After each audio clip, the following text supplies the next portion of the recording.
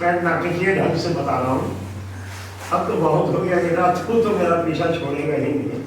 अब तो बोल, आखिरी क्या चाहता है तू? मुझको 500 लोगों का कांग्रेगेशन चाहिए, मुझे $10,000 चाहिए, एक बहुत अच्छा इबादत गाह चाहिए, एक खूबसूरत बीवी चाहिए, 2-4 अच्छे बेटे बेटियां चाहिए, समाज में मेरा नाम होना चाहिए। क्या मांगा? तेरे अंदर जो आत्मा है उसका दूसरा भाग, तेरे अंदर में जो आत्मा है, तुझ में जो है, उसका दूसरा भाग मुझको चाहिए।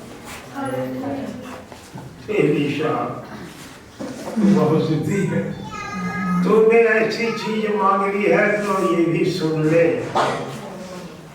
ध्यान से, सुन ले। मेरे जाने के बाद अगर तू मुझको देखने पाएगा तो तेरे लिए सही हो जाएगा।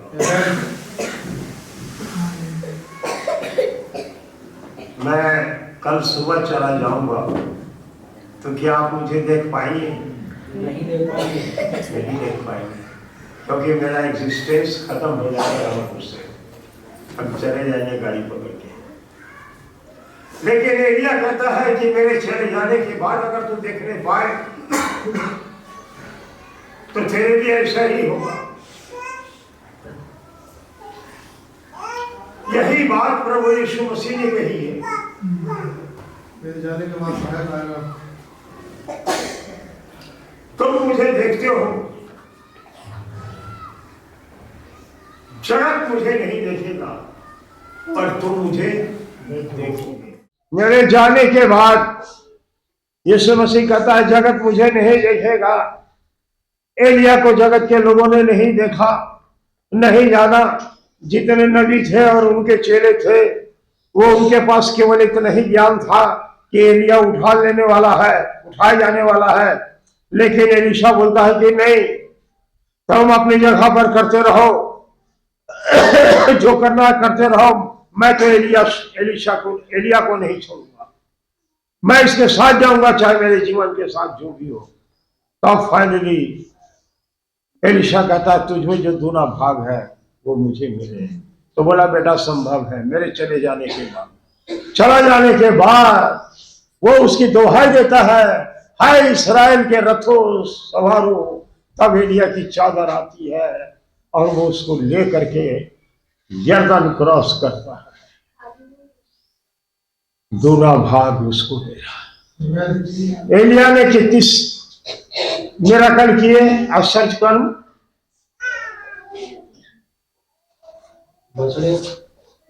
तो आग उसमें एलिया ने कितने आश्चर्य कर्म किए। आप लोग बहुत जमाने से मैसेज करते रहे, हम भी करते रहे, लेकिन कुछ समझ में नहीं आया। जब नेक्स्ट एज से हम अलग हो गए तो परमेश्वर सिखाना शुरू किया। 8 और एलीशा ने 16 आश्चर्य कर्म किए दुनिया। मसीह यीशु ने कहा तुम मुझसे बढ़कर काम करोगे, लेकिन गलत है ट्रांसलेशन।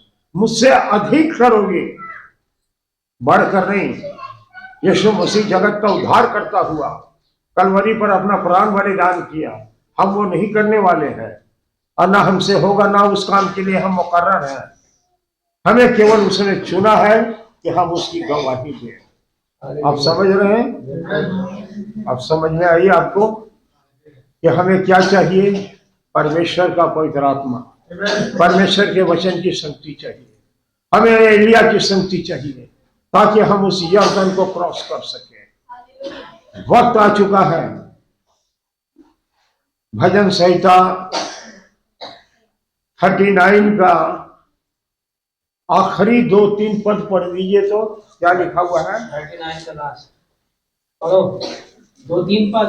हाँ हे यहोवा, हाँ मेरी प्रार्थना सुन हाँ, और मेरी दुहाई पर कान लगा। आमीन।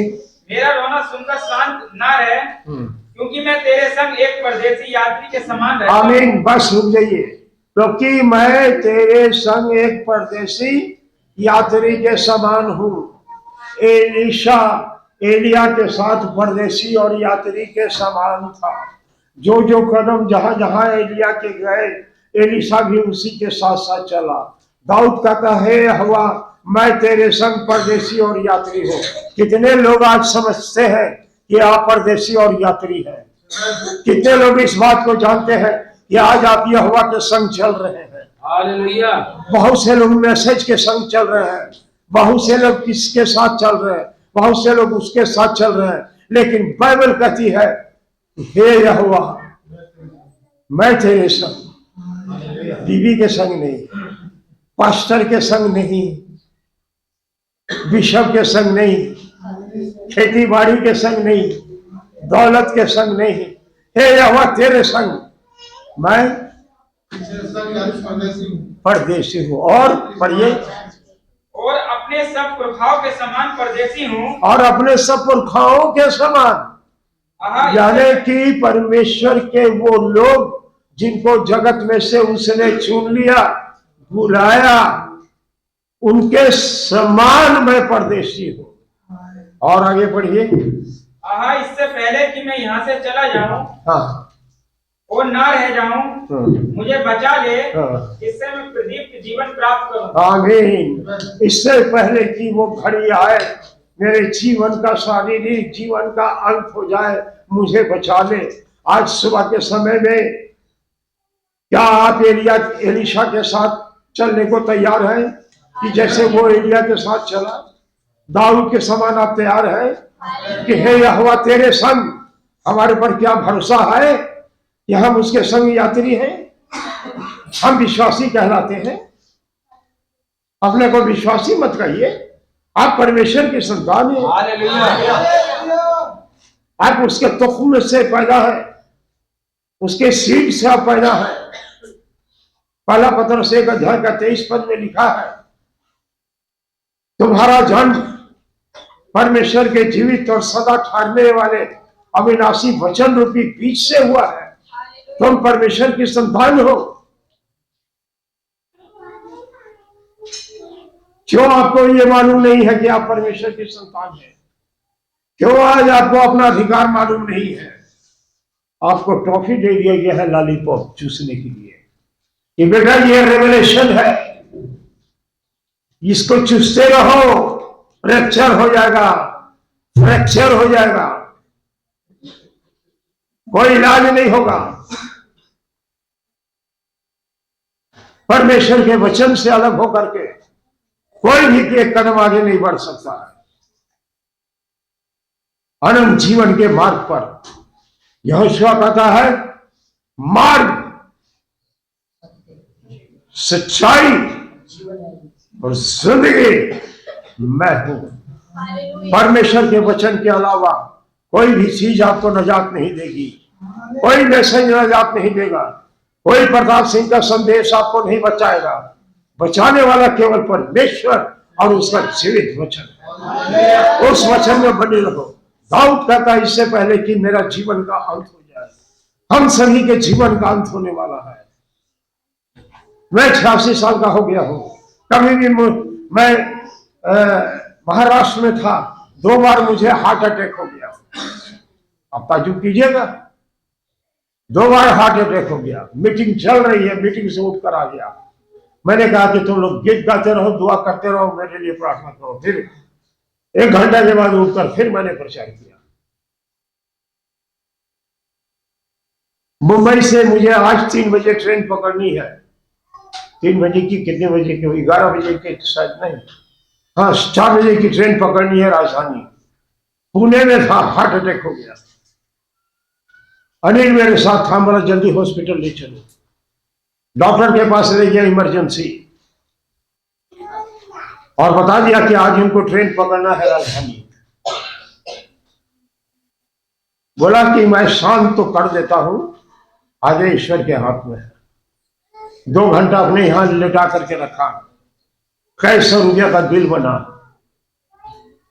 उसके बाद फिर मैं पुणे से बस पकड़ करके आया मुंबई, और मुंबई में फिर राजधानी पकड़ करके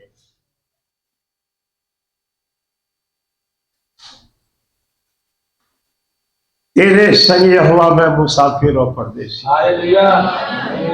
अगर जिंदगी मेरे साथ है तो मौत मेरा क्या कर लेगी। आज उस जीवन की तलाश कीजिए। आज घर में जा करके सोचिए।